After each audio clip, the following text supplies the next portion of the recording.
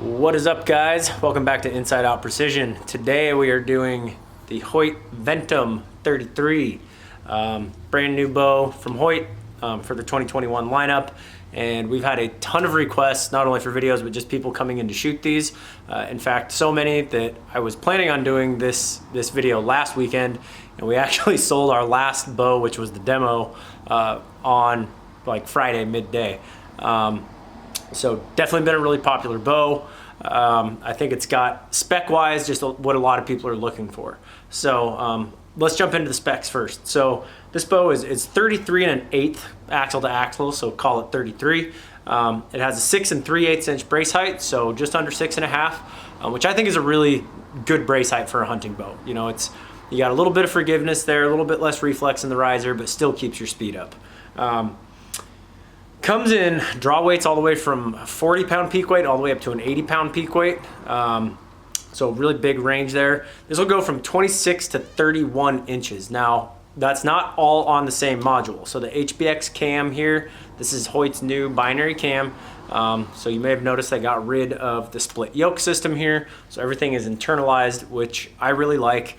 But for draw lengths, there's two different modules. So the shorter one will go 26 to 29, and then the longer one will go 29.5 to 31. So there's no overlap in those cams. To me, that's a point of interest because it seems, just playing around with these, and I'm curious when we do the speed test today, that the being towards the top of the module makes a big difference. So for example, being on the E setting or at 29 on the shortest module. So not to get confusing here, but 29 inches is the longest setting of the shorter module on this bow. I'm curious to see the speeds with that at the longest versus the 30-inch draw being more towards the middle of the longer module. I'm gonna bet that it's not that much slower, even though it's 2 full inches longer at the 30-inch setting. But wide range of draw lengths there. So in addition to that, on this cam, I can adjust the draw length from 80 to 85, just with this little piece right here. Today we're gonna do it at 85 just because I feel like that's more common. More people are gonna run this at 85 probably than 80, mostly because that's just what it's gonna come as. But you do have the option, if you want a little more holding weight, to change that. One thing, they did beef this thing up a little bit. So they say it's 4.7. I hung it on our scale and it was like just above 5, like 5.01. And I've checked that scale multiple times with just a little 5-pound plate weight, and it's on. So it is a pretty beefy bow. I think part of that is due to this new little dampening system here. I mean, that's 4 or 5 ounces just on the end here, plus this little dampener piece. So you could take that off if you wanted, but this is actually a pretty cool feature. So definitely a little bit different riser design than in years past. You know, the limb angle is not quite as laid back as it was on like the Axius. Kind of reminds me almost a little bit of like the Nitrum and the like the Prevail had a baby. I don't know, but definitely a very good looking bow. They also now, all the bows are coming with the same grip that was on the RX1, which in my opinion is the best grip they've ever made. So whether it's carbon or aluminum, they're all coming with that grip now. So a lot of people have asked me, like, what's the purpose of having, you know, this dampener, this weight down here? And essentially it all comes down to lowering that center of gravity on this riser. Everybody who's shot this bow has been really impressed with how steady it held. They said it feels like it's got a really stiff riser, which, I mean, all risers these days are pretty stiff, but they said it's just got a really solid feel, really solid back wall. Again, being left-handed, we have not received one of these lefty, so I have shot this bow right-handed. It's hard for me to get a real good feel for it, but it doesn't stack really hard when you draw. It seems to roll into that back wall pretty nice. And I think it is a major upgrade, honestly, from their aluminum bows and RX series in the past. I think Hoyt kind of exhausted what they could do with the cam and a half since they've had it forever. And so this binary cam system was a big step in the right direction, in my opinion. I think they definitely made the biggest changes and improvements this year from any other company. So I really like everything they've done here. I haven't had anybody shoot this and not really like it, other than the only complaint is the weight. Again, I can take this off and knock that down a few ounces, but it is still a little bit hefty.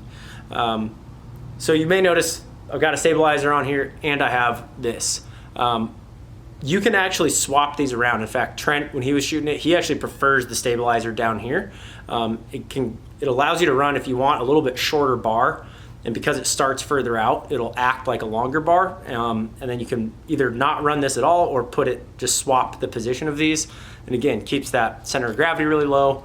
Bow, from everything that people who work here and people who've shot this have told me, said this bow aims like a rock. Now again, that's a personal opinion. I try to do these just by the numbers, but I'm curious to see what this thing can do through paper. So like always, we're gonna do it at 30 inches and then at 28 inches. And I may try, I think what I'm gonna do too is try it at 29 and 29 and a half, just with one arrow, and see if it's actually faster at 29 being on the longest setting and 29 and a half being on the shortest setting of the two modules. So I'm gonna get some arrows ready here, get that chronograph set up, and we'll sling some slivers through this thing.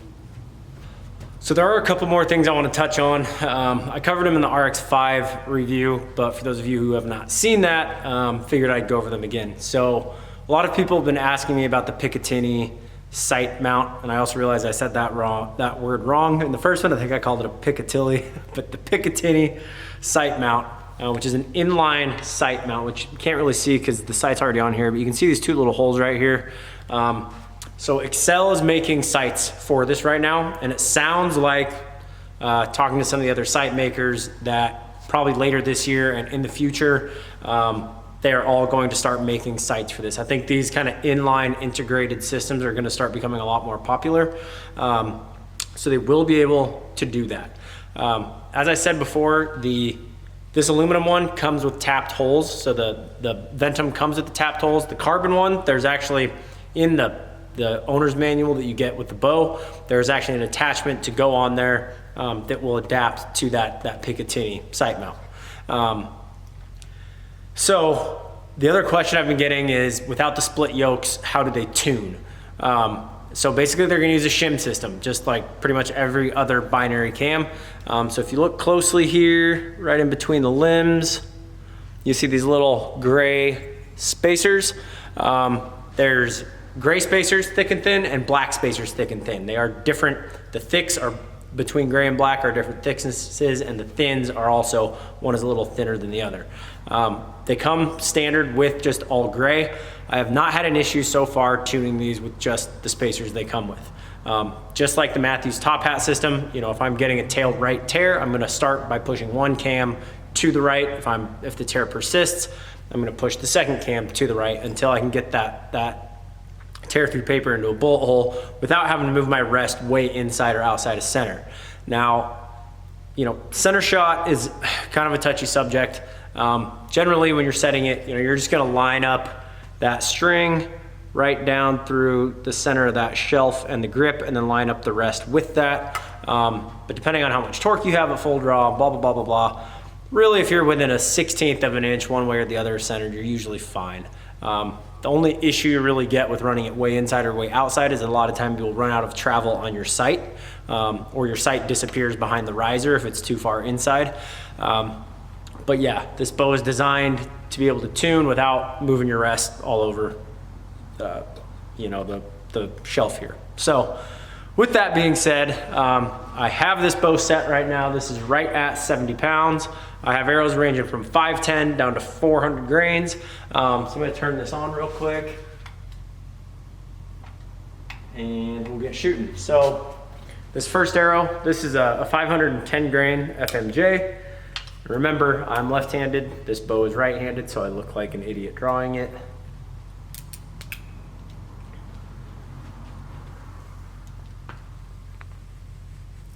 It actually drew really easily for right-handed. So 271. This next bow, or sorry, next arrow is 475 grains.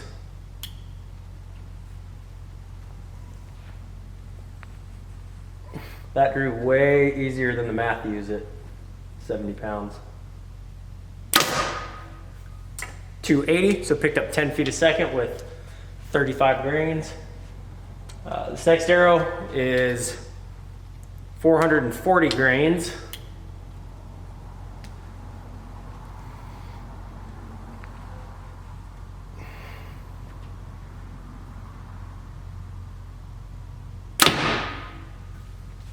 $296. Oh, sorry, $294. Seeing things. And now the Speed Demons. This is 404 grains at 70 pounds, 30 inches.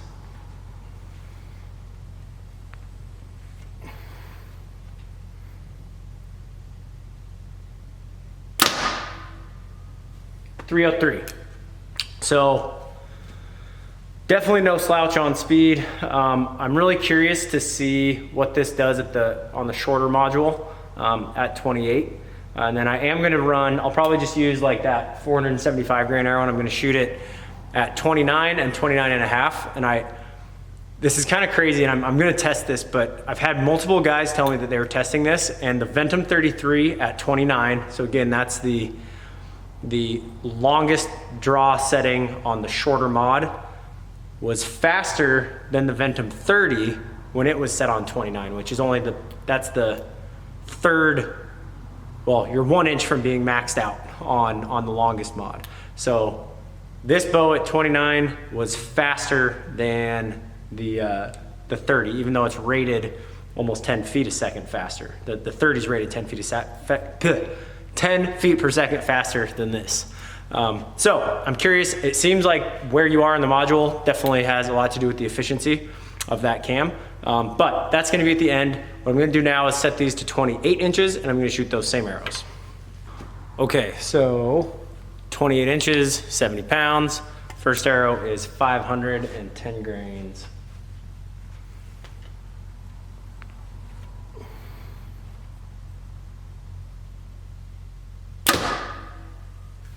$262. So it's actually not that big of a jump, like 10 feet a second, even though it's 2 whole inches shorter. This is a 475 grain arrow. 268. This is a 437 grain arrow.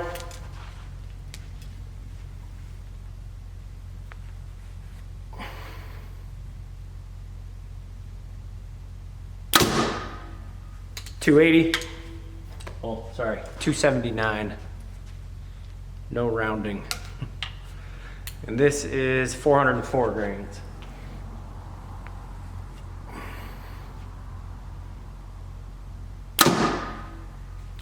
$290. So definitely good speeds out of it. I think what impresses me more is that with the heavier arrow, even on, you know, that shorter module, I still shot really good speeds. So I'm gonna just change this to 29 real quick.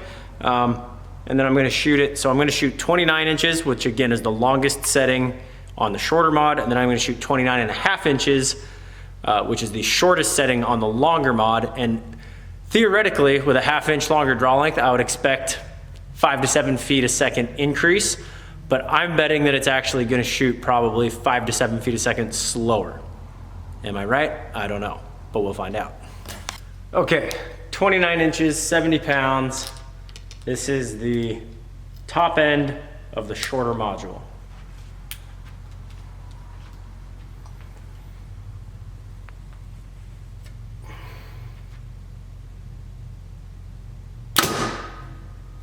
$282. So 29 inches, top end of the module, $282. Now I gotta go change these modules. I can't just rotate it because this is the shorter one.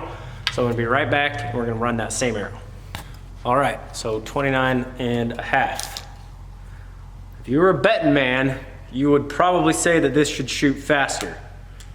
But I'm going for big money, betting against the odds. So 29.5, 475 grain arrow. Last one was 282. 275. Called it. I swear I have not done that before.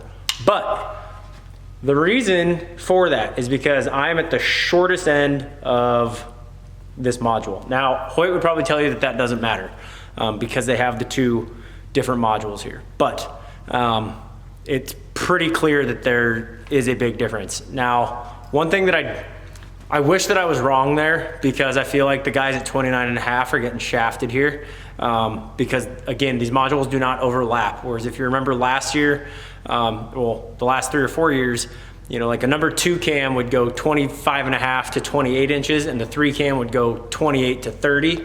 So if you were 28 inches, you had pardon me, you had a choice. You could go with a little stiffer draw cycle, but get more speed with the number 2 cam at 28, or you could go with a much smoother draw cycle and a little bit slower speed with the number 3 cam at 28. This year, there is no overlapping here. So again, that lower module goes from 26 to 29, and then the upper module goes from 29.5 to 30.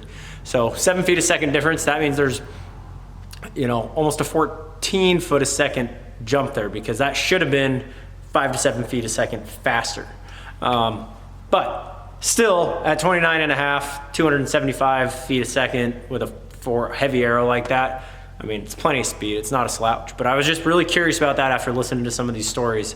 So that's interesting to know. Like I said, I wish I was wrong about that, but I just won big in Vegas. So anyway, I really think you're gonna like this bow. I'm really surprised at how smooth this thing draws. Again, shooting this right-handed, usually I'm completely gassed by the last arrow. And I feel like I can keep shooting this for another 20, 30 arrows. So definitely get down to your Hoyt dealer and give one of these things a try. If a little bit of extra weight doesn't bother you, if you shoot a lot, that extra weight's only gonna help you hold better. So, you know, get down there, check one of these things out. You will not be disappointed. If you have any questions or comments, hit that comment section below, or hit me up on Instagram at inside_out_precision. And until next time, keep them in the middle.